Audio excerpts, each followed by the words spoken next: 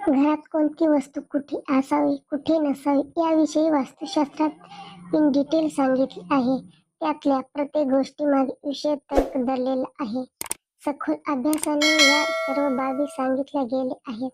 आता आरसा कोणत्या दिशेला असावी याबद्दल बहुमूल्य माहिती आपल्या भल्यांच्या दृष्टिकोनातून सांगण्यात आलेली आहे. ते या ठिकाणी सविस्तर माहिती करून घेऊया. बऱ्याच जणांना प्रश्न पडतो की आपल्या घरात आरसा कोणत्या दिशेला असावा, जेणेकरून संपूर्ण घरावर त्यांचा सकारात्मक प्रभाव पडेल. आरसा आपल्या प्रतिमे दर्शन घडवतो. त्यामुळे प्रत्येकालाच असे वाटत असते की आपली प्रतिमा छान दिसावी, छान असावी. पण त्यासाठी वास्तुशास्त्रानुसार पुढील काही गोष्टींची खास काळजी तुम्हाला घ्यावी लागेल. जसे आरसा नेहमी पूर्व उत्तर दिशेलाच लावावा. त्याने घरात समृद्धीचे आगमन होते. उत्तर ही कुबेराची दिशा असल्याने या दिशेला घरातील आरसा असल्यास आर्थिक उन्नती होते. तिजोरीचे तोंड उत्तरेकडे असावे किंवा तिजोरीचा छोटा आरसा ठेवावा. तसेच बाथरूम मध्ये आरसा पूर्व दिशेच्या भिंतीवर असावा आणि अगदी समोरच नसावा.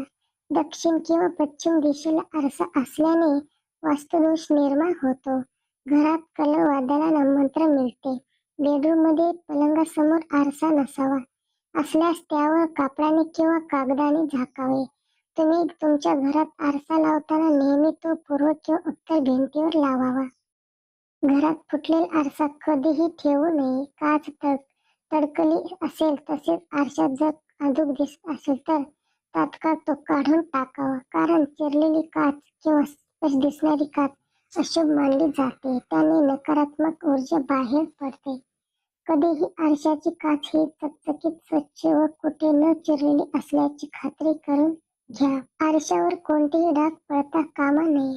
आरसा नेहमी असा असला पाहिजे की ज्यात आपली प्रतिमा निर्मळ नित्तर दिसावी. स्वयंपाकघरात कधीही आरसा लावू नये. अशा प्रकारे आरसा कोणत्या दिशेला असावा याची संपर्क माहिती तुम्हाला अवगत झाली असेल तर मग इथून पुढे घरात आरसा लावताना तो कसा असावा, कोणत्या दिशेला असावा या गोष्टी आवश्यक ध्यानात घ्या.